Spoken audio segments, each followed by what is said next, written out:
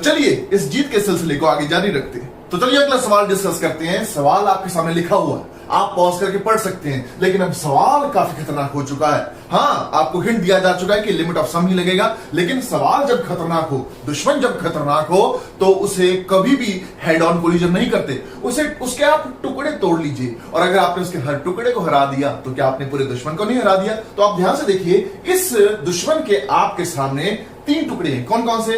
पहला ये एक्सप्रेशन, दूसरा ये एक्सप्रेशन और तीसरा ये एक्सप्रेशन।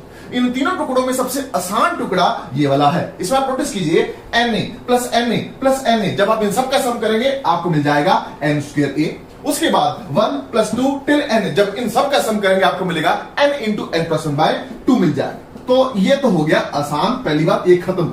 नेक्स्ट, इसे ऐसे रहने दीजिए, लेकिन अब ध्यान से देखिए ऊपर। अगर हम इस न्यूमरेटर में पूरे में से सभी टर्म्स में से n की पावर a को बाहर कॉमन ले लें, तो होगा क्या आपके पास?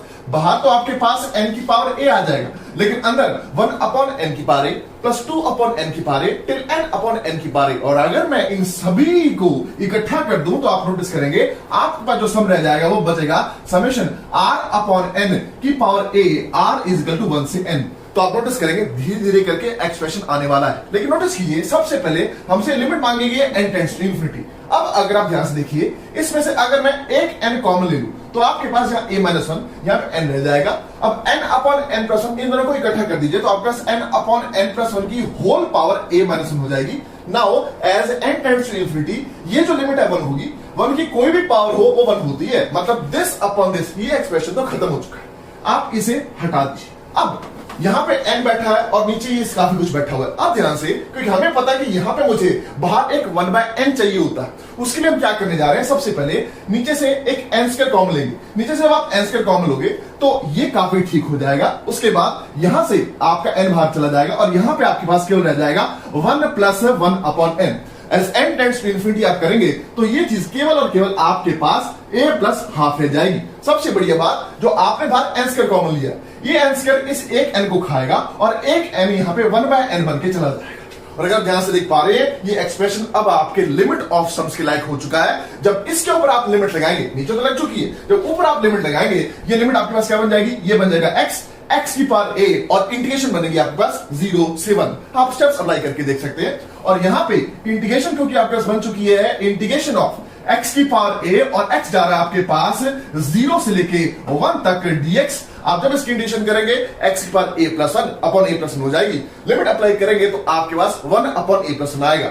जब आप इसे कंबाइन करेंगे आपके पास 1 अपॉन a plus 1 into a plus half is equal to 1 upon 60 हो जाएगा।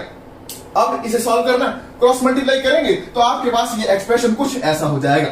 और नोटिस कीजिए, ये क्वाड्रेटिक बन चुकी है और आपसे a मांगा गया है। ये सवाल आपके पास जी एडवांस 2013 में आया था, लेकिन MSQ, what is MSQ? Multiple select question में आया था, मतलब एक से ज्यादा आंसर भी हो सकते हैं। तो इस क्वाड्रेटिक को अगर आपने सॉल्व करना है a के अंदर, तो आप या तो क्वाड्रेटिक सॉल्व कीजिए या थोड़ा दिमाग लगाइए कि जनाब अब आपके पास ऑप्शंस पड़े, इन ऑप्शंस को आप पुट करके देखिए और आपके पास आपका जवाब निकल आएगा। तो आपका जो जवाब है इस क्वेश्चन का वो ये आएगा कि एक जवाब तो आपके पास एक 7 आएगा और एक जवाब आपके पास -17/2 आएगा, क्योंकि आप इसमें पुट करके देख सकते हैं। 7 तो डालेंगे तो 7 plus 1 into 7 plus half product 60 हो जाएगा। एक -17/2 डालेंगे तो वो भी इस इक्वेशन को सेटिस्फाई करेगा, बाकी दोनों सेटिस्फाई नहीं करेंगे, इसलिए जवाब बी और डी हो जाएगा। काइंडली ध्यान रखिएगा, बच्चे मोस्टली यहां तक पहुंचने के बाद क्वाड्रेटिक बना के सॉल्व करते हैं। अरे भैया जवाब यहां तक पहुंच ही गए और आपके पास ऑप्शन है ही है, तो क्यों अपना समय खराब करना? तो चलिए इन कदमों को आगे बढ़ाए चलते हैं।